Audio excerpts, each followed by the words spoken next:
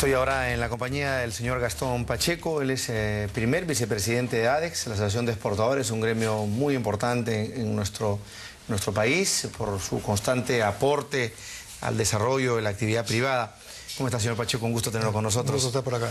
A ver, empecemos, queríamos tocar varios temas de la coyuntura económica. Empezaremos por este tema del plan de diversificación productiva que hace no mucho ha planteado, sugerido el Ministerio de la Producción a través de su titular, el señor Gessi.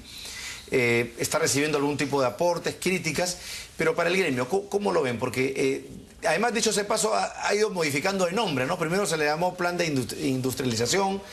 En anteriores oportunidades fue materia de esta Comisión por la Competitividad, que también ha ido migrando tantas veces de nombre, pero yo no sé si, digamos, el Perú lo que requiere en este momento son más planes y no acciones, pero bueno, son los gremios los que tienen la palabra, los que están metidos jugando en la cancha. Bueno, efectivamente vemos con mucha expectativa el lanzamiento de este plan. Creemos que es una señal muy positiva, muy saludable, que hacía falta para refrescar el debate nacional. ¿Por qué cree usted que es así de importante? Porque la percepción que teníamos era un poco de que el país estaba gobernando en piloto automático. Correcto. Y que entonces estábamos un poco a la suerte, a merced de los acontecimientos internacionales. Y creemos que el país tiene que estar en control de su propio desarrollo, ¿no? De hecho, cuando al presidente hace unos días se le pregunta en una entrevista qué pensaba de la desaceleración, es lo primero que dice, contexto internacional. Y de ahí, a nivel interno, bueno, haremos lo que podamos a nivel de destrabamiento de permisología. Pero claro, ese anuncio se ha hecho hace 3 o 4, 5, 6 meses y no vemos ningún resultado. Hasta ahora no. ¿Y este plan nos puede dar mejores resultados? Esperemos que sí. El ministro Gessi ha iniciado su gestión con mucho entusiasmo. Es una persona muy competente, digamos muy capaz, que no despierta además ninguna susceptibilidad sobre su orientación ideológica. Él viene a trabajar en la banca internacional. No, es una de manera de primer nivel. Solamente podemos tener una actitud positiva y esperanzada de que se tomen las medidas que tanta falta nos están haciendo y que tienen tanto tiempo postergadas. Ojalá que el plan no se quede solamente en un listado de buenas intenciones. Creemos que los problemas que pretende atacar el plan son graves, son profundos, son antiguos, no son ciertamente solamente de este gobierno. Y por esa misma razón creemos que es un esfuerzo que tiene que estar acompañado por todo el gobierno, no solamente por el ministro de la Producción, sino tiene que ser una bandera de lucha del primer ministro y del propio presidente de la República. Ellos tienen que asumir los costos que va a implicar cambiar el statu quo, que eso nunca es fácil. Uno siempre encuentra resistencias, intereses para que las cosas se queden como están. Pero sabemos y estamos viviendo los problemas que tiene el statu quo. Estos problemas de inseguridad, todos tienen también un elemento que termina cayendo por el lado económico. Pero por supuesto, si hasta cupos que se están cobrando, restricciones para la inversión, bueno, es un exactamente, o sea, mientras no haya la posibilidad para el peruano promedio de acceder a un empleo digno, la tentación y la amenaza permanente de la inseguridad va a ser bastante. Ahora, si uno tuviera que poner el plan o trasladar el plan a una lista de prioridades y de urgencias, para ustedes, ¿qué es lo que debería hacerse para ayer, digamos? Porque hay cosas que están absolutamente retrasadas, ¿no es cierto? Pero ¿qué debería, digamos, abordarse con urgencia? Algunas lo hemos conversado. Hay dos preocupaciones centrales y una tercera que tiene que ver con la filosofía del gobierno. Las dos preocupaciones centrales son el tema tributario y el tema laboral. Mientras esos dos ejes de la actividad productiva no se enfoquen de una manera moderna, acorde con el siglo XXI, que busque igualdad de oportunidades, que busque promover las capacidades productivas de todos los peruanos, va a ser muy difícil que logremos revertir esta tendencia a la informalidad. ¿Dónde está el principal problema en el ámbito tributario, cree usted? Tasas muy altas, un sistema tributario sumamente complejo. Ustedes van por un tema de reducción de tasas, básicamente de tasas IGB. Y simplificación. No solamente IGB, renta. En el Perú la renta representa apenas unos 3 o 4 puntos del PBI, debería ser el doble o el triple, porque son los privados y son las personas las que deben financiar el Estado.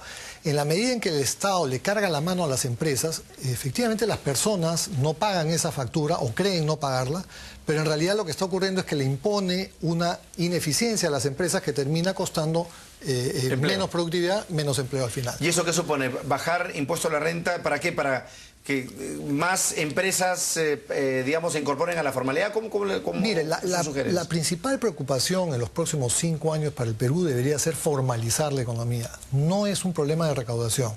No se trata de decir no hay que recaudar. Obviamente hay que recaudar, pero si estamos recaudando apenas 3 o 4 puntos de PBI en renta, tenemos que pensar maneras alternativas de generar mucho más que eso. El IGB es una tasa altísima, tiene una tasa altísima que impide a la mayoría de la población entrar en un ciclo productivo formal. Prefieren esconderse en la informalidad, con una tasa de 18% es sumamente rentable. Para usted eso tiene que bajarse de manera progresiva, ¿hasta qué nivel? Por lo menos, yo diría entre un 10 y un 12%. Y digamos, en un periodo de 4 o 5 años de manera...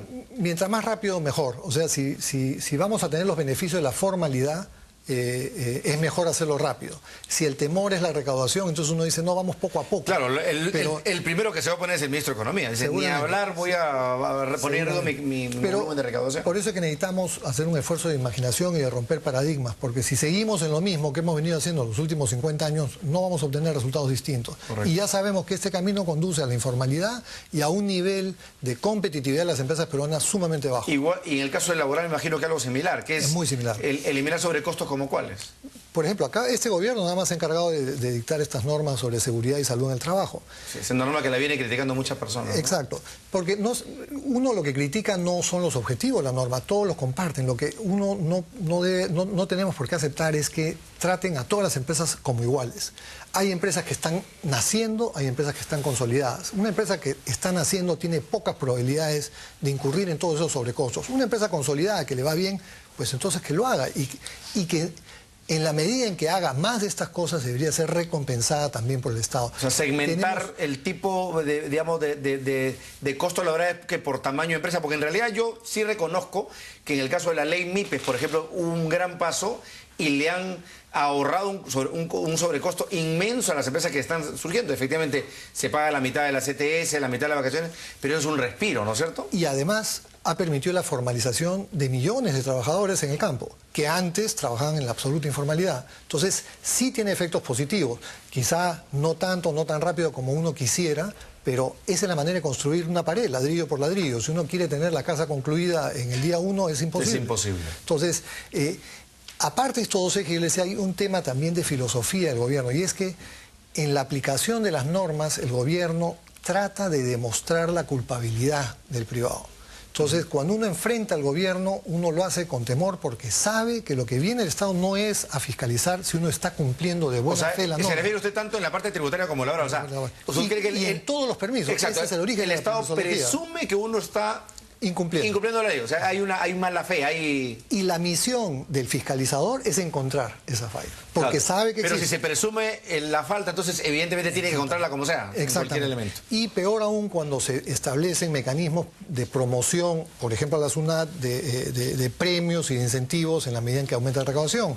Las multas en los últimos años se han duplicado, la recaudación por multas, y es consecuencia de que ese presupuesto es un presupuesto adicional para las entidades públicas. Entonces la mentalidad con la que está actuando el gobierno es la de extraerle recursos al sector privado. Si uno ya sabe que de todas maneras va a venir la multa sí o sí, entonces tienes que encontrarla, pues, de alguna manera. Y lo malo de eso es que abre la puerta a la corrupción, a la informalidad. Pero por supuesto, pues, ambas cosas, de manera, el que no quiere cumplir se va a ir por el negro, ¿no? A pagar en negro, sin ningún tipo de comprobante y teniendo a la gente digamos, con el déficit de derechos que debería corresponderle. Ahora, usted me habló de 3 elementos.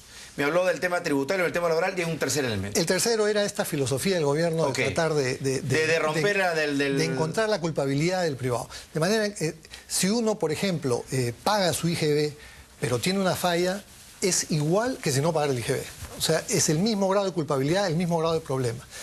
Hacemos labores que corresponden al sector público, la SUNAT, hacemos percepciones, hacemos extracciones.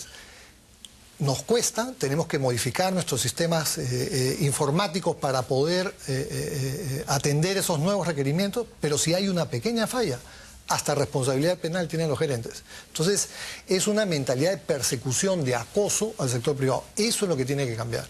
El Estado tiene que entender que la empresa es un socio indispensable para el desarrollo. Si no lo confronta de esa manera, si no lo acoge, si no lo estimula, entonces lo que termina generando es esta duplicidad con la informalidad. Porque claro, en realidad, como la formalidad está tan acotada, digamos, el Estado mira de esa manera al contribuyente formal, porque en realidad si mirara la inmensa masa de no contribuyentes, ahí tendríamos la explicación de que ¿no? de por qué se finalmente, ¿cuál es el incentivo para ser formal? Si al final lo único que va a lograr es formalizándose, tener inspecciones de SUNAT, tener inspecciones de INDECI, tener inspecciones de las municipalidades, tener inspecciones de las entidades del sector público, llámese SENASA, DIGESA, DIGEMIN, y todas ellas van a venir a encontrar las fallas. Las fallas, entonces, con los mismos incentivos perversos que ya sabemos. Exactamente, entonces el estímulo, vamos a terminar empujando a muchas empresas a la informalidad. Y algo que pregona este gobierno, que es la inclusión, termina siendo un boomerang. Lo que se está generando es la exclusión. La exclusión es de la restarle derechos al trabajador. Al cabo de 10 o 15 años más de gobierno de este tipo, vamos a terminar con un país lleno de grandes empresas, pocas y muy pocas microempresas, y el resto informal. Y pobres. Vamos a la pausa, señor Pacheco, y seguimos conversando acerca de este plan de diversificación productiva. Ya volvemos.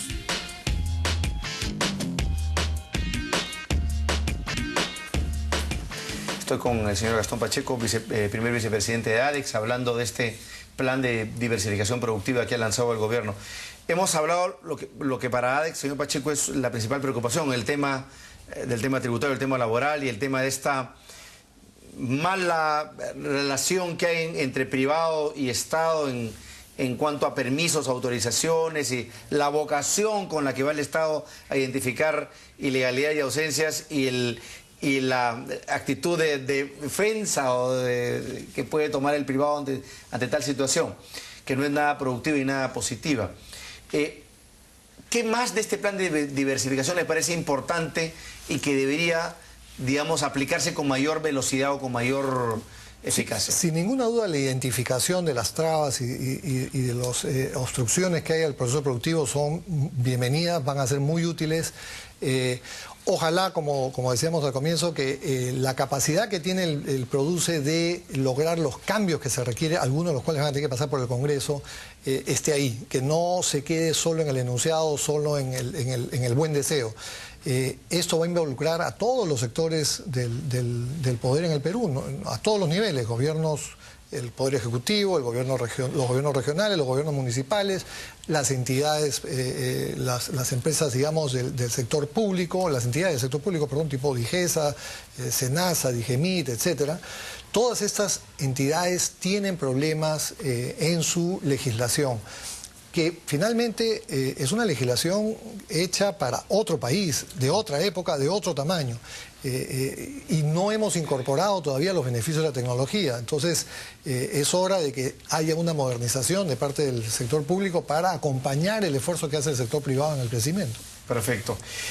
Una de las cosas que están preocupando muchísimo es este crecimiento de la brecha comercial externa que tiene el Perú, ¿no?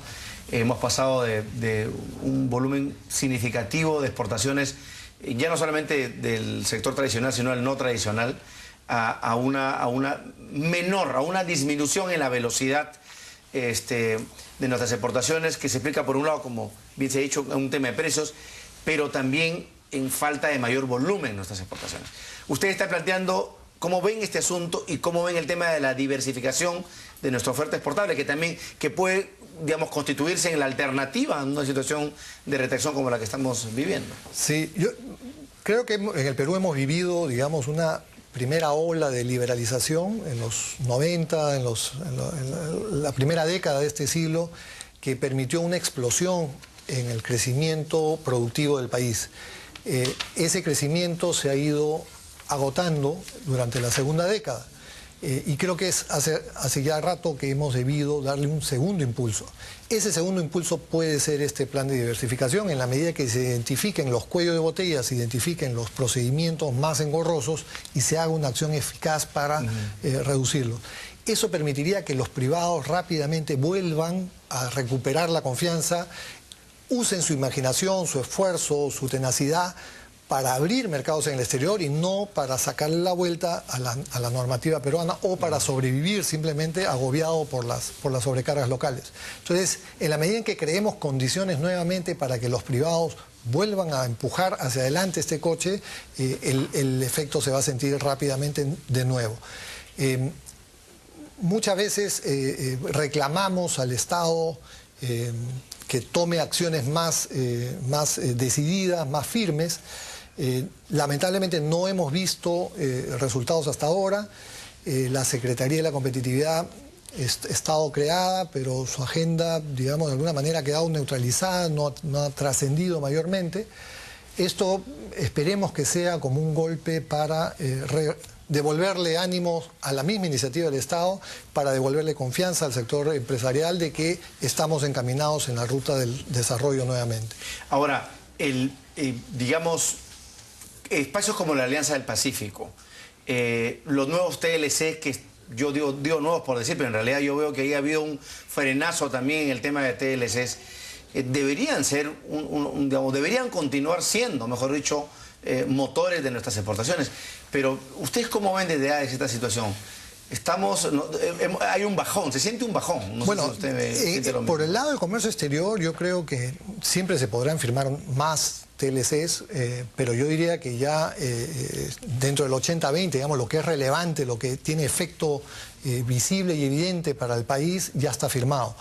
Lo que ahora necesitamos nosotros es reforzar nuestra oferta exportable. Esa es la parte que necesitamos trabajar intensamente. Y ojalá y para esto sirve esta gente de la competitividad, ¿no? Exactamente. Este plan esperemos que contribuya en esa dirección, porque eso es lo que está necesitando el Perú. Necesita utilizar más los TLC firmados. Hasta ahora, digamos, se han usado mucho en un sentido, en el sentido de sacar productos todavía está bastante limitado. Bueno, pero ahí la agenda es muy extensa porque tendríamos que hablar de la brecha de infraestructura que aún está pendiente, concesión de puertos, de aeropuertos, que está pues lentísima. O sea, digamos, a duras penas se ha podido sacar esta línea 2 del metro, pero en realidad yo no entiendo por qué la lentitud y la dificultad para armar una agenda más rápida en cuanto a captación de inversiones. Y que sea no solamente entregar la concesión, porque por ejemplo la concesión a ICA ha estado entregada desde hace muchos años, pero no se ejecuta porque el Estado no entrega los terrenos. La concesión de la carretera central está entregada hace muchos años, pero no se ejecutan las ampliaciones porque el Estado no entrega los terrenos. Entonces, no es solamente el hecho de decir ya se entregó la concesión. Firmé, de ahí cómo hago. Claro. Y mire, al final eso es negativo porque la percepción que termina teniendo el ciudadano común es que han hecho un negocio. El concesionario. El concesionario, y no le ha dado el servicio esperado. Lo normal en una concesión es que primero se haga la inversión y luego se entrega la concesión, o que la inversión acompañe a la concesión. En el Perú se da la concesión y la inversión llega años después. Entonces, eso es algo que tenemos que cambiar y ojalá que, de nuevo, en estos últimos 2 años el gobierno ha empezado, ciertamente este año ha empezado a entregar más rápido. Lo que necesitamos ahora es que se preocupe de que eso que ha entregado se empiece a ejecutar en los plazos así es previsto, si no se posterga para las calendas griegas. Quería sacarlo del tema porque que nos cuente un poquito sobre esta nueva edición de la Expo Alimentaria. Se va a llevar a cabo del 27 al 29 de agosto.